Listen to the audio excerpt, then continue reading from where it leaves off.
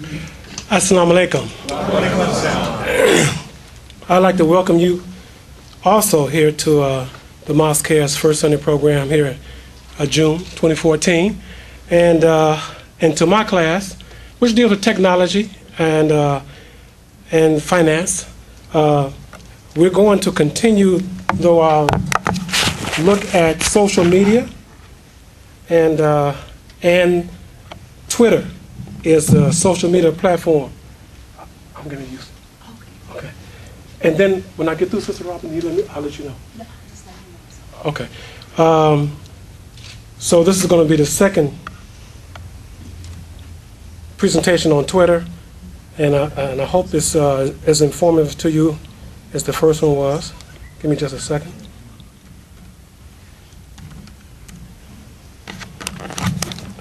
I want to begin with a radio program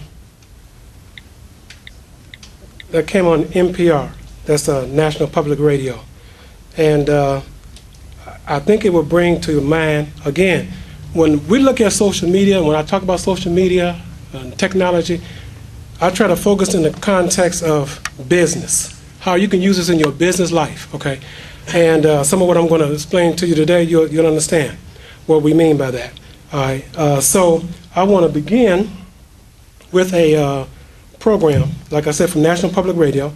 They have a program that comes on every 4 o'clock Monday through Friday called, it's called, let's see, All Things Considered. And this particular program is about the anatomy of a corporate tweet. I won't say the whole title because I want to give you a little test afterwards, okay? So the anatomy of a corporate tweet. And we talked about Twitter last week, so we all know what a tweet is, right? I didn't hear that confident. Yes. So all right, but you will know. I want you to be able to pick up on that. So let me. Since it's a radio program, it's just something for you to listen to. But I'm gonna play it through the Apple TV here, and just give me a second. What's that code? Did the code come up? What's that code? 8090.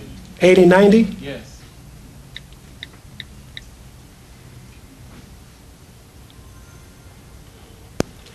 And it should mirror my so you see my iPad now? Okay. So let's start it. I think I'm going to turn this sound up.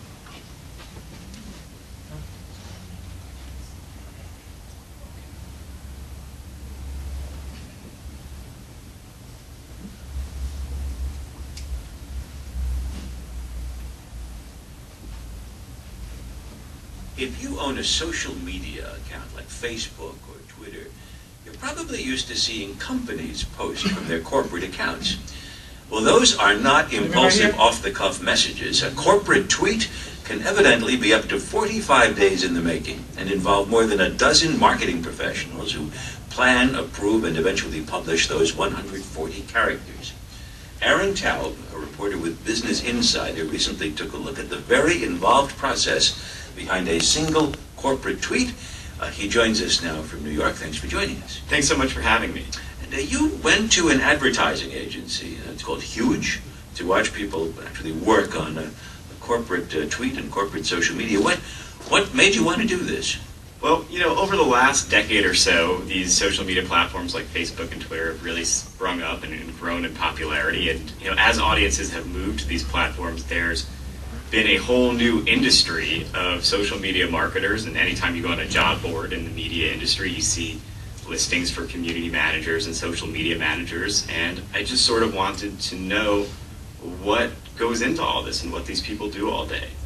At Huge, what kind of a team could spend 45 days composing a tweet? Well, it's a team of a community manager, copywriter, and a designer. They work together in sort of planning stages. So for instance, they work on the cosmetics brand Hard Candy. And so if prom is coming up, they say, okay, well, we need to talk about prom because this is relevant to our audience. Those ideas are pitched with the community manager and then with a project manager, and they discuss what works and what doesn't. and then they're sent to senior people within the company to approve, and then later they're sent to the client. Is that process more complicated the bigger the company? That is, are there more levels of vice presidents involved and more review if it's a bigger client? And are there more nimble small clients who can get a message out quicker than that? Sure, absolutely. And even for that brand, a lot of their other messages are put out more quickly. You have sort of two divisions of these posts. You have sort of the live real time and you have the planned in advance.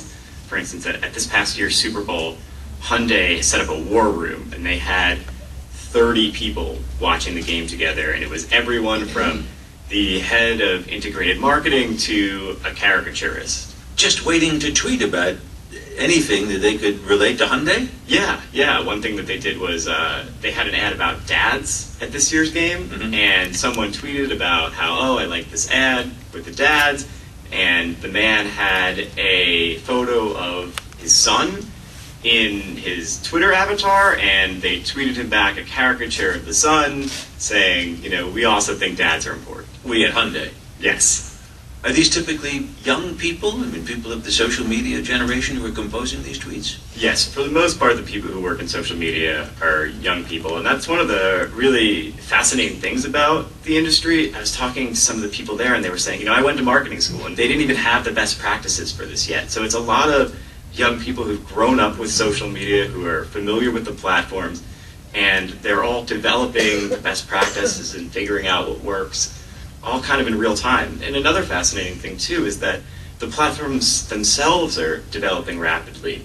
Facebook made a major change to its algorithm back in December in a way that made it much more difficult for brands to gain exposure on the platform. And that completely changed the entire way all of these social media marketers were doing business. Do you think that advertisers are using social media at all as the huge focus group where you can try things out? If it flies and if it's retweeted a lot, then you can use that in other media and figure that's a message that probably works. Absolutely. I was talking to one executive once, and he was telling me how the great thing about social is if you have a piece of content, you have a video or a funny photo or something that you put up on social media, and it does well, you already have the content and you can spend more money behind it. You can pay to have it promoted on those social media platforms. You can use it as a display ad and have it come up on the internet. I don't know if they're maybe testing out new taglines so much on social media and giving those a whirl, but certainly individual pieces of creative can get tested on social media before being put in more prominent advertising spaces. Aaron Taub, thanks for talking with us. Thanks so much for having me. So Aaron Taub was a reporter for Business Insider. He spoke to us from New York.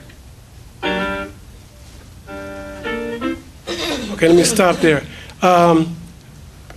It was interesting, that little conversation, about 5 minutes, all right, but it spoke a lot about how businesses are using social media platform, particularly Twitter.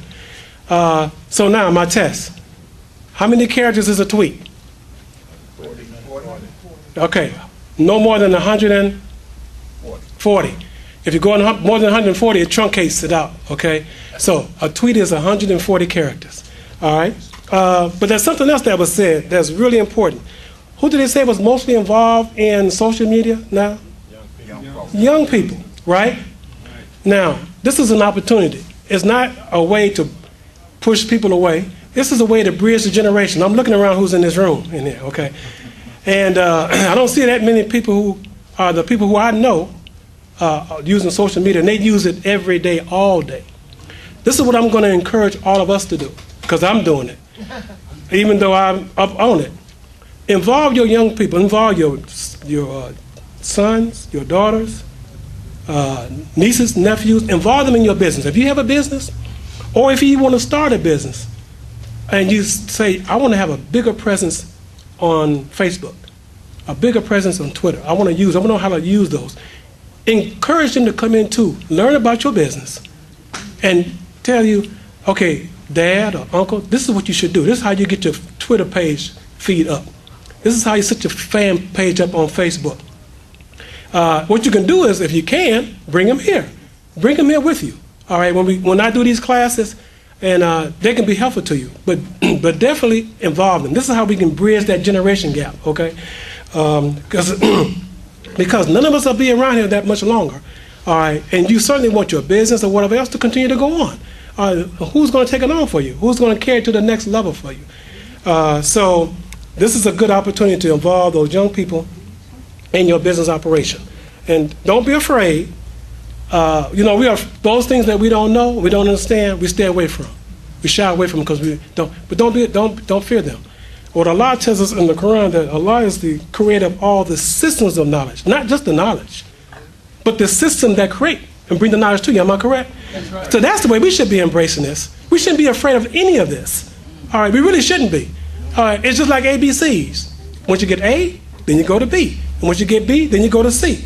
All right, but just because you don't know how to get to B, that means you don't even start with the A. So just start little step by step. Just being in this class and what I've been doing and teaching these classes for the last 3 or 4 years, I hope some of this is stuck, okay, and can help you in terms of launching a business and becoming much more comfortable with technology. I want to read an article now. These are some facts about African-American tech use. Tech use among African Americans. So you give me just a second. Let me pull out this article.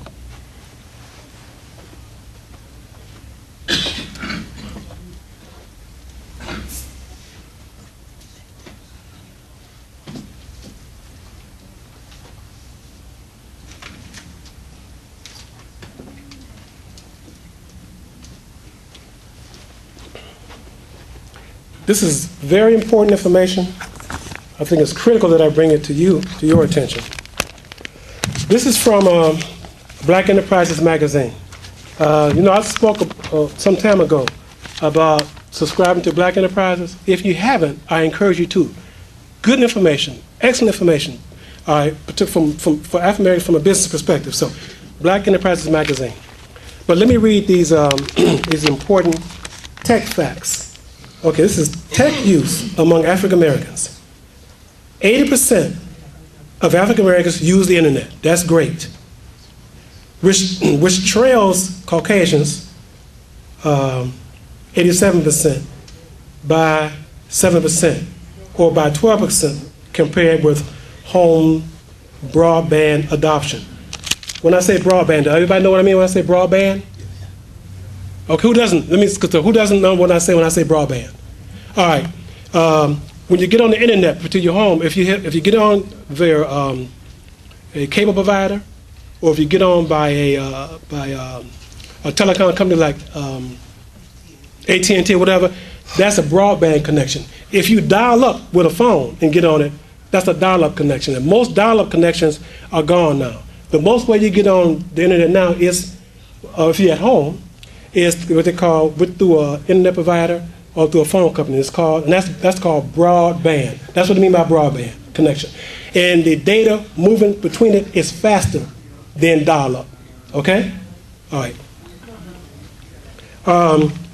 For example, some 86% of African Americans aged 18 to 29 are home broadband adopters, which means they use broadband at home, as are 88% of African American college graduates and 91% of African Americans with an annual income of $75,000 or more. They're just telling you those who have college graduates or those who are in the income